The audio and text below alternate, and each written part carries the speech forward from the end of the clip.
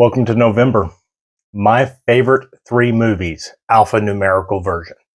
I wanted to do my top 25, but I was finding it very difficult. I kind of know what my top 3 or 4 are, but beyond that, it was a little difficult. So I wanted to make this video where I'm going to go numbers, alphabet, A through Z, pick my 3 favorite titles from each one of those, and show them to you, share them with you.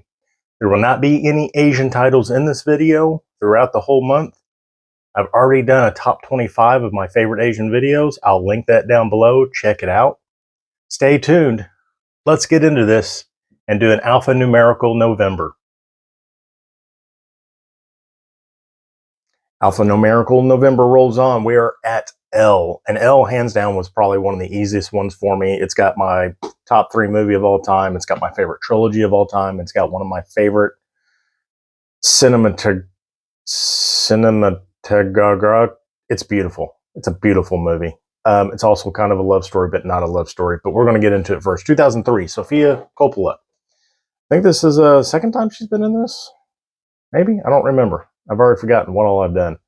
This stars Scarlett Johansson, Bill Murray, Giovanni Ribisi, among other people, but I am talking about Lost in Translation. If you've never seen this movie, it is a compliment to her. Sofia Coppola, Spike Jonze were in a relationship. They separated.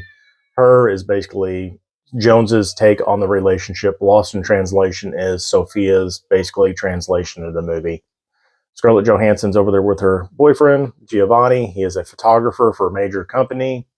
And basically she is left to her own because he is just super busy. And Bill Murray is a whiskey baron. He basically is over there promoting this whiskey to the Japanese market. They find each other in the hotel bar, and then they go on an adventure. And it's not a love story. It's just about 2 humans connecting in a world where they are not normalities. So I love this movie. It's shot beautifully. It's written beautiful. The acting between Bill and Scarlett are fantastic. So that's my number 3 for L. And you're like, wow, Lost in Translation was your number 3? What's your number 2? It's actually 3 movies. And these spread out over, I think, 7-year release. And we're going to start with 2001, I think, then 2003, and then 2005. But Lord of the Rings, my favorite trilogy. If I had to pick a favorite movie out of here, probably The Two Towers. And I think that's probably the consensus across the board for people that talk about this series.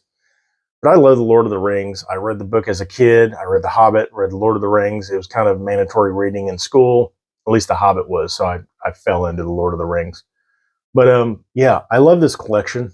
I've got the 4K upgrade, but you know, it was something awesome they did. I love all the extra stuff in here, the extended versions. If you're going to watch it, go extended.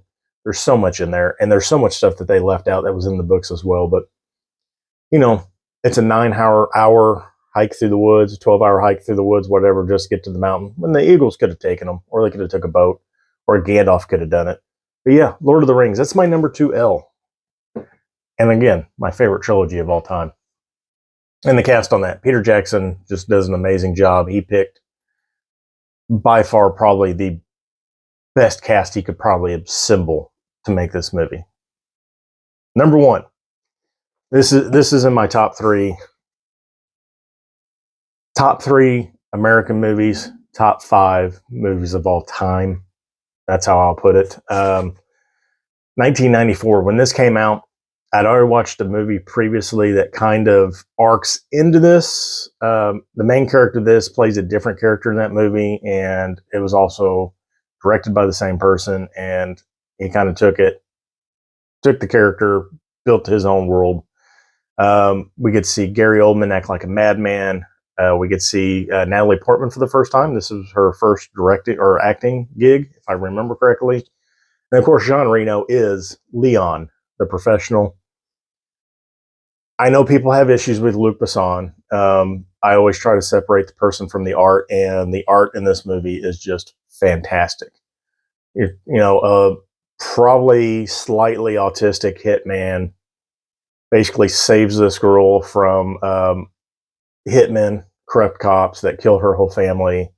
And then he decides to take it upon himself to show her the ways and, yeah, try to kill them all. And he does. And he does it fantastically. This movie is very stylish. Not a whole lot of thrills. Like, it's pretty straightforward, and it's just fantastic. So Leon, the Professional, is my number one L for Alphanumerical November. Stay tuned for more.